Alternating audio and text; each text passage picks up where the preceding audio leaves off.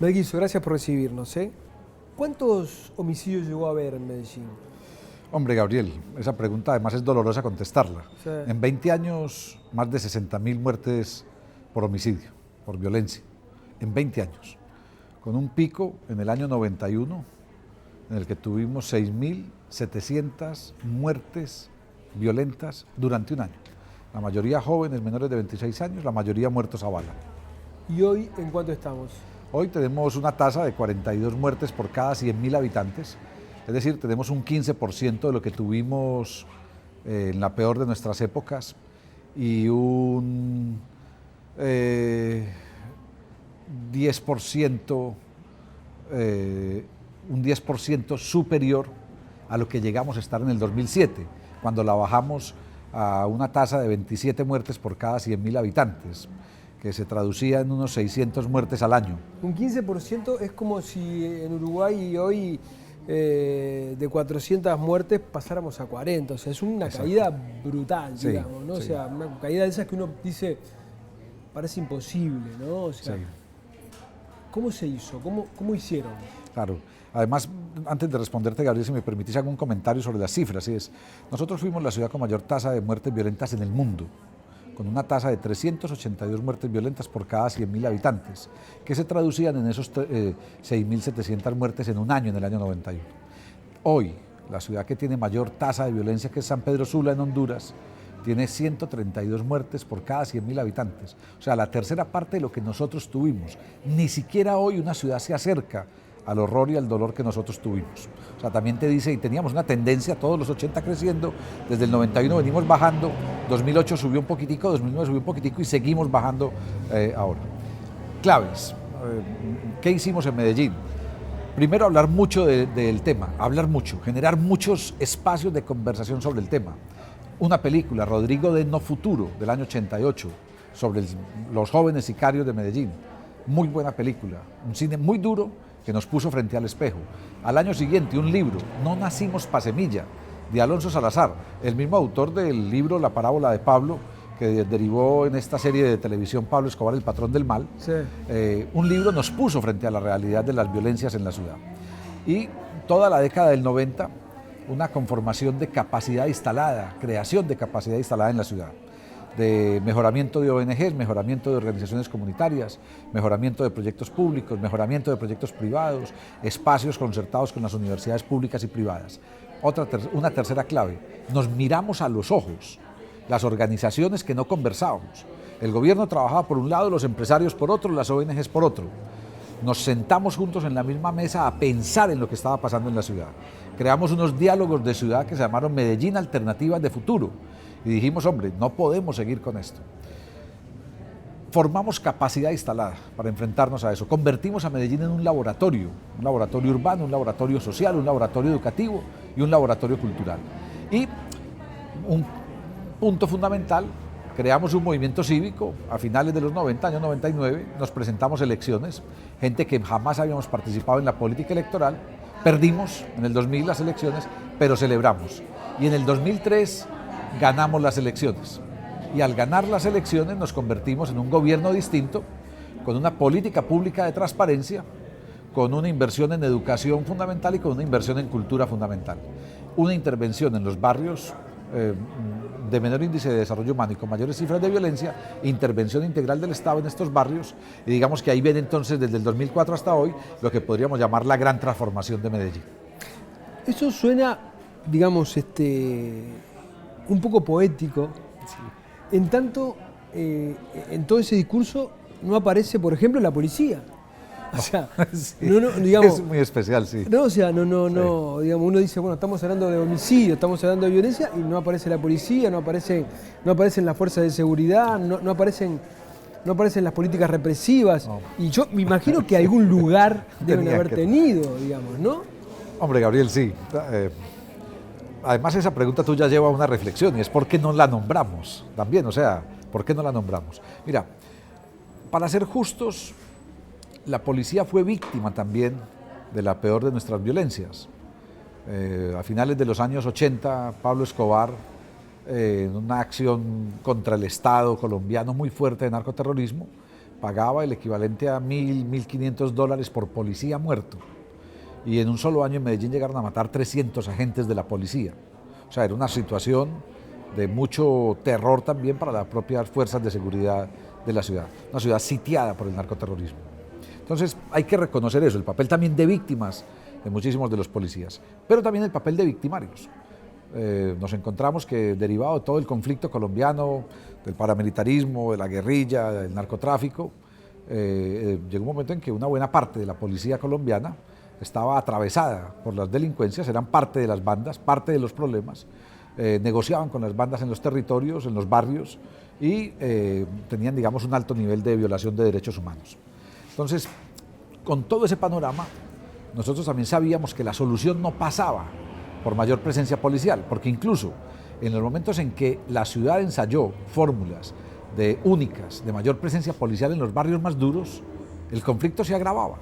Y era porque, claro, eran muy fácilmente cooptables por el narcotráfico, por ejemplo, por el paramilitarismo, y se volvían parte del problema y no parte de la solución. En el 2004, cuando nosotros empezamos en la alcaldía, dijimos las inversiones fundamentales tienen que ser en educación y dedicamos entre el 30 y el 40% del presupuesto público a la educación y en cultura el 5%. Pasamos del 12% al 40% en educación y del 0.64 al 5% en cultura. Pero también hicimos una acción de mejoramiento de la policía, de formación en derechos humanos. La policía es nacional, no es municipal. El alcalde constitucionalmente aparece como el jefe de la policía, pero no es cierto. Dependen del Ministerio de Defensa todas las Fuerzas Armadas. El Ministerio del Interior hace un trabajo pues también de, digamos, de control y de apoyo de la policía. Pero la ciudad se metió en el tema de seguridad. Mejoramiento de infraestructuras policiales, de estaciones de policía, mejoramiento de infraestructura vial, o sea, de poder atender mucho más rápido, motos, carros, gasolina, en fin, ayudar a la policía a que hiciera mejor su trabajo.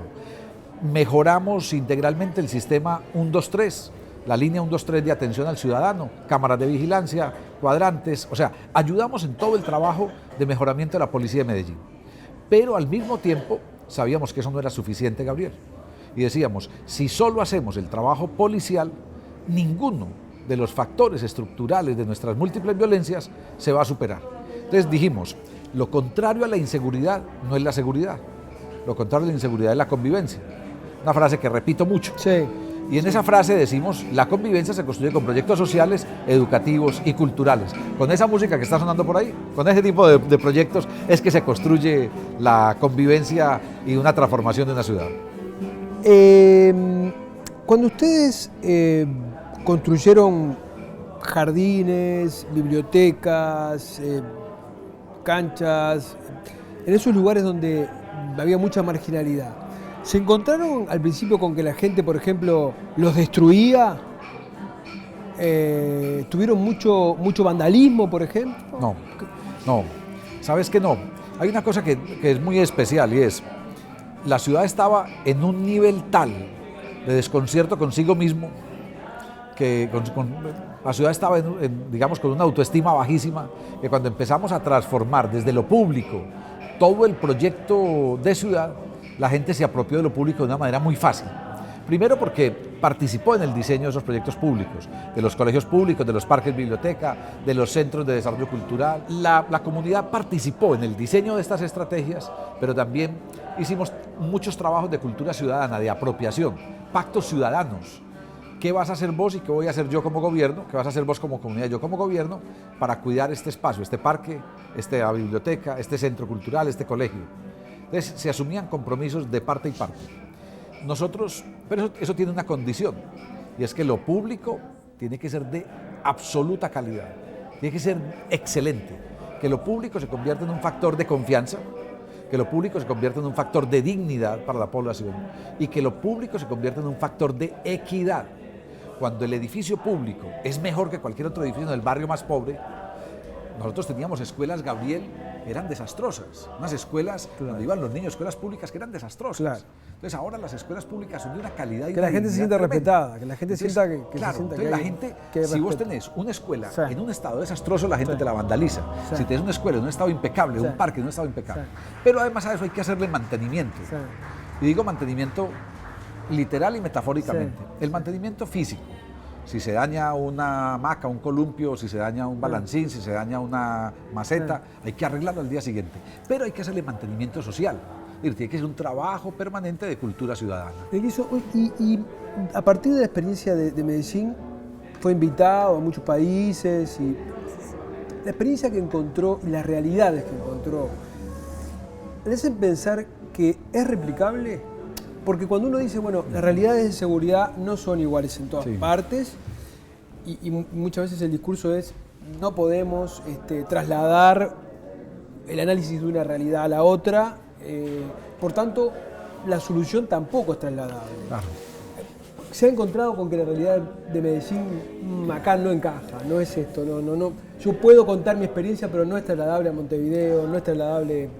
Mira, el BID, el Banco Interamericano de Desarrollo, intentó en el 2008-2009 hacer una publicación que la llamaba el modelo Medellín. Y nosotros en Medellín, que estábamos en la alcaldía, nos opusimos a que la llamaran el modelo Medellín y preferimos llamarla el laboratorio Medellín. Somos un laboratorio, las ciudades todas somos laboratorios. Entonces Medellín se convirtió en un laboratorio urbano, social, educativo y cultural. Los modelos no son replicables porque los contextos son distintos y las realidades de cada ciudad son distintas, pero los laboratorios generan aprendizajes que sí pueden ser compartidos, no para que se repliquen, sino para aprender de los aprendizajes del otro, porque esa es la vida. Y ahí tenemos que aprenderle incluso a los narcos que lograron hacer carteles y que lograron cooptar a todo el mundo. Entonces tenemos que actuar también con esa estrategia, es decir, aprender de otros, ganar todos, hacer carteles de proyectos de solución y de aprendizajes y cooptar a mucha gente. Yo creo que Montevideo, he dicho acá en Montevideo un par de veces, alguna vez ante la policía y ante el ministro del Interior y aquí en algunas conferencias, he dicho que Montevideo es la ciudad más segura de Latinoamérica, lo muestran las cifras, pero también es una ciudad que hay más percepción de inseguridad en Montevideo que en Medellín. Y son dos ciudades incomparables en seguridad. O sea, si yo comparo las dos ciudades, Medellín es muchísimo más insegura que Montevideo. Pero aquí la gente... Por lo menos 5 veces más si lo medimos en materia de homicidios. Claro, pero aquí la gente se siente más insegura que en Medellín, o sea, la población. Yo siempre digo que las comparaciones son muy raras, porque es como cuando a mi esposa le preguntan ¿cómo está tu marido? Y dice ¿comparado con quién?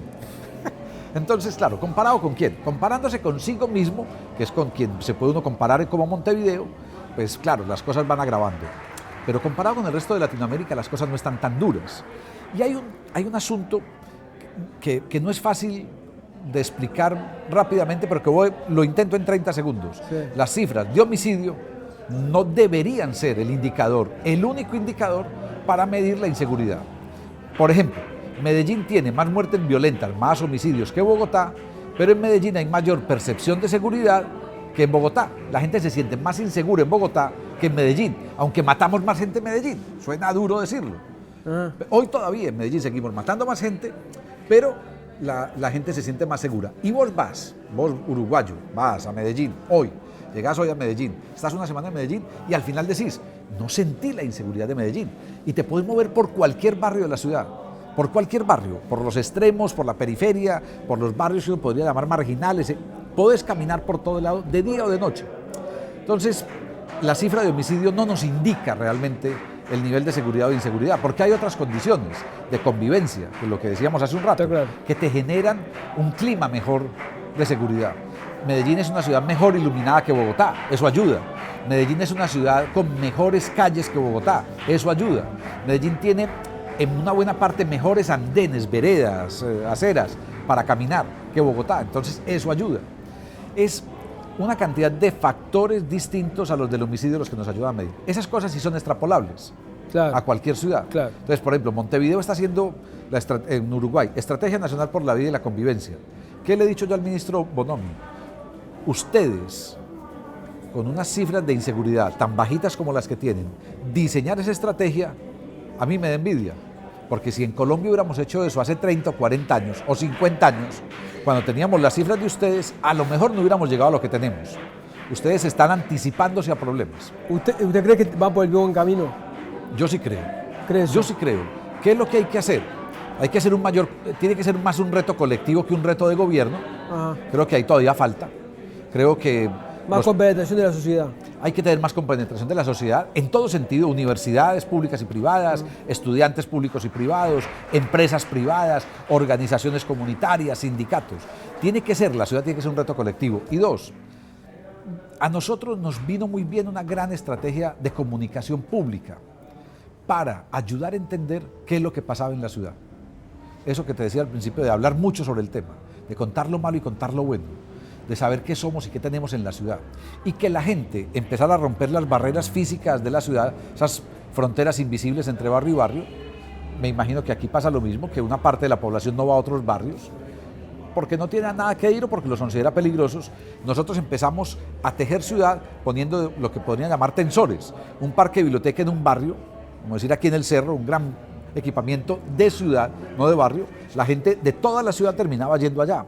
El Centro de Desarrollo Cultural de Moravia, ubicado, $3 millones, donde era el antiguo basurero, hoy es uno de los mayores centros culturales de la ciudad, donde ocurre una programación que toda la ciudad tiene que ir allá, al antiguo basurero, que hace 10 años era impenetrable, el barrio más duro de la ciudad de Medellín, con mayores cifras de violencia. Y hoy es un barrio encantador, o sea, no somos una isla encantada. No hemos superado todos nuestros problemas, seguimos con esas muertes, pero hoy la gente se mueve por toda la ciudad con una comprensión mayor. Entonces, ese trabajo de mayor comunicación pública, ese trabajo de hacerlo reto colectivo, de mantener la integralidad, de trabajar unidos gobierno nacional y gobierno de la intendencia, y de trabajar más integralmente todas las dependencias del gobierno. La seguridad no es un asunto de la Secretaría del Ministerio de Interior o de la Secretaría de Gobierno de Seguridad, es un asunto de desarrollo social, es un asunto de cultura, es un asunto de educación, de bienestar social, etcétera, etcétera. Ese tiene que ser el reto. Melguizo, muchas gracias. A usted, Gabriel, siempre será un placer estar en Uruguay, siempre. Termino con una cosa, hay una columnista colombiana, Florence Thomas, franco-colombiana, escribió hace unos días una columna en un periódico, El Tiempo, la mayor circulación en el país, y dijo: anoche tuve un sueño, yo era uruguaya. Y hablaba maravillas de este país por la legalización del aborto, por el matrimonio igualitario. Yo sumo la legalización y regularización del mercado de la marihuana. Me parece una medida atrevida y excelente. Y ustedes se convierten también en un laboratorio que el mundo tendría que acompañar para que salga bien. Y en esa propuesta yo digo, hombre, yo anoche también tuve un sueño, era uruguayo, porque este país es donde todavía las cosas son posibles.